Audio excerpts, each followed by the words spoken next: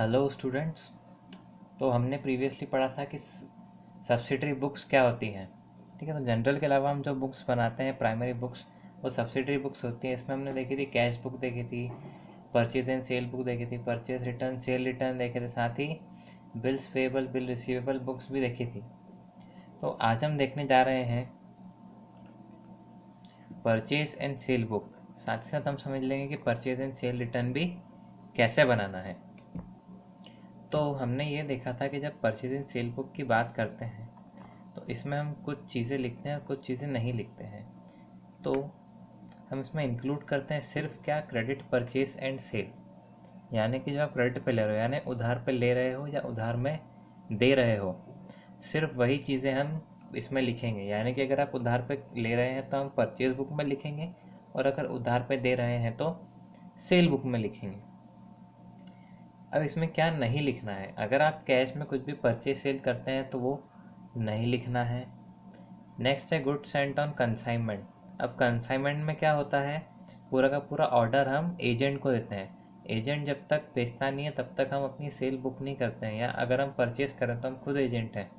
तो अगर हम पूरा उसको बेचते नहीं हैं या फिर सामने से वो पूछाता नहीं है पूरा, तो हम उसे बुक नहीं करेंगे। नेक्स्ट है purchase and sale of asset, business asset. अब मानो आपका बिजनेस है स्टेशनरी का और आप परचेज कर रहे हो, बल्ब्स वगैरह की परचेज कर रहे हो आपकी दुकान के लिए, या टेबल्स वगैरह ले रहे हैं। ठीक है, तो ये क्या होता है, बिजनेस के एसेट हो जाएंगे, तो इनकी परचेज एंड सेल हमें नहीं लिखना है। नेक्स्ट है गुड्स ऑन अप्रूवल। अब गुड्स ऑन अप्रूवल क्या होते हैं, गुड्स ऑन अप्रूवल आप मानो जैसे पहले आप यूज़ करो और अगर आपको सही लगे तो आप पेमेंट देना। ठीक है, तो हम क्या करते हैं, जब गुड्स ऑन अप्रूवल रहते हैं तो एक कस्टमर के पास रहते हैं टेस्टिंग के लिए, एक पीरियड रहता है। तो जब तक वो सेटिस्फाई नहीं होता हमारे गुड्स से तब तक हम हमारी सेल या परचेज बुक नहीं करेंगे। और नेक्स्ट है गुड्स ऑर्डर। गुड्स ऑर्डर यानी कि गुड्स का हमने ऑर्डर मिल गया है, हम पेमेंट अभी तक हमारे पास आया नहीं है, या फिर अगर हम सेल कर रहे हैं तो हमने कस्टमर ने हमें ऑर्डर दे दिया है कि आप ये दे देना हमें, और उसने कुछ भी नहीं दिया, ना पैसे दिए ना बिल्स दिए, कुछ भी नहीं दिया। ठीक है, तो जब तक वो कुछ देगा नहीं या फिर रिटर्न में नहीं देता तो तब तक हम सेल बुक नहीं करते हैं। ठीक है, तो आपको मेन यहाँ पे याद क्या रखना है, सिर्फ क्रेडिट परचेज एंड सेल ही लिखना है। हम क्वेश्चन करते हैं तो आपके और डाउट्स क्लियर हो जाएंगे। तो हमारा क्वेश्चन है, enter the following transaction in the purchase book of Naveen electronics. ठीक है, फर्स्ट है हमारा bought from Suresh and brothers 10 bulb 20 per unit, 20 CFL 50 per unit. Next हमने लिया है जनवरी 12 को purchase 10 tubelight from Gopal and son at the rate 60 per unit, और इसमें क्या लगा है, ट्रेड डिस्काउंट। नेक्स्ट है हमने परचेज करा है 2 कैबिनेट अलमीरा 2000 पर यूनिट, और उसके बाद हमने आशीष स्लाइड से लिए हैं 5 कलर पर rupees eight the rate 30 each. ठीक है, तो अब हम क्या करेंगे, इसे एक फॉर्मेट हमने देखा था, हम उसमें सब चीज़ें लिखेंगे। हम हमारे फॉर्मेट पे आ जाते हैं, ये हमारा फॉर्मेट है, date, particular, invoice number, ledger folio, amount and net amount. सबसे ऊपर लिख देंगे purchase book of Naveen electronics, और ये फॉर्मेट है हमारा। ईयर लिख देंगे, फिर हम क्या लिखेंगे, सबसे पहला ट्रांजैक्शन जो कि कब था देख लेते हैं हम। हमारा सबसे पहला ट्रांजैक्शन है both from Suresh 10 bulb 20 per unit, 20 CFL 50 per unit. Date लिख दी हमने जनवरी 1। सबसे पहले यहाँ पे लिखना है आपको जिससे आप ले रहे हैं, तो हमने लिखा मैसर सुरेश एंड ब्रदर्स। फिर हम यहाँ पे क्या लिखते हैं, आइटम्स भी लिखते हैं। नॉर्मल जब हम अकाउंटिंग करते हैं जनरल में हमने देखा था आइटम का कुछ भी डिटेल नहीं था, हम यहाँ पे आइटम्स भी लिखते हैं। तो हमने 10 बल्ब लिए हैं 20 पर यूनिट, यहाँ हम लिख देंगे क्या, बल्ब का अमाउंट। नेक्स्ट हमने लिए थे 20 CFL 50 पर यूनिट, यहाँ हम लिख देंगे उनका टोटल अमाउंट।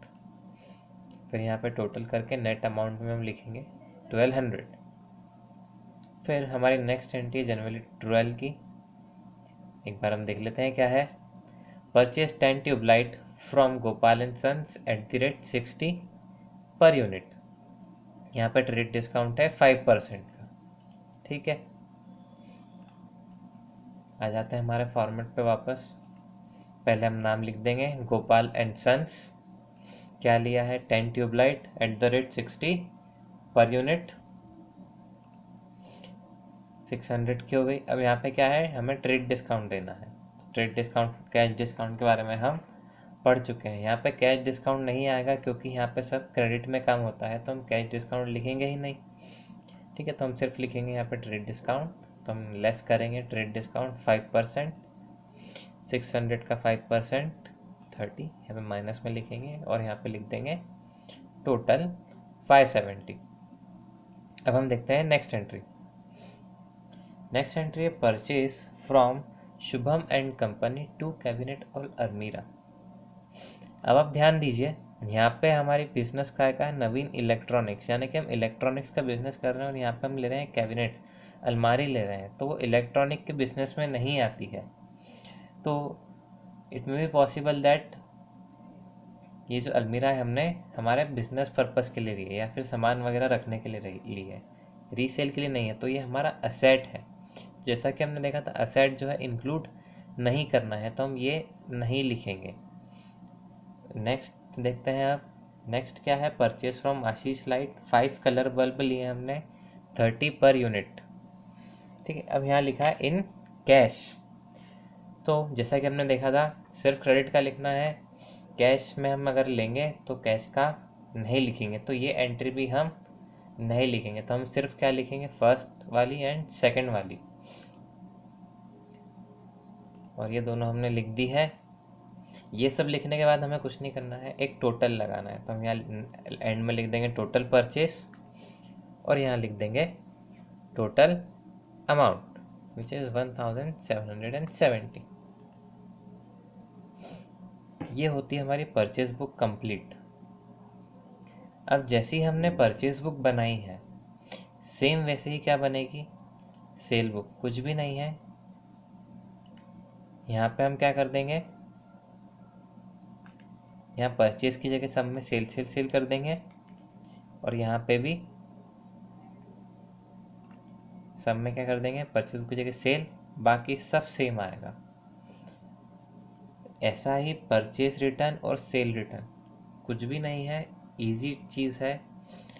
4 to 5 मार्क्स का क्वेश्चन आएगा, 5 to 10 मार्क्स का, इजीली आप कर सकते हैं। बस ध्यान देने वाली चीज़ें हैं यहाँ पे, आपकी टोटलिंग आप सही करें, साथ ही साथ आपको चेक करना पड़ेगा कि क्या चीज़ें इंक्लूड करना है और क्या चीज़ें नहीं इंक्लूड करना है। वेरी इजी टॉपिक, ठीक है। तो इसी के साथ हमारा purchase book, cell book, purchase return and cell return हम कंप्लीट करते हैं।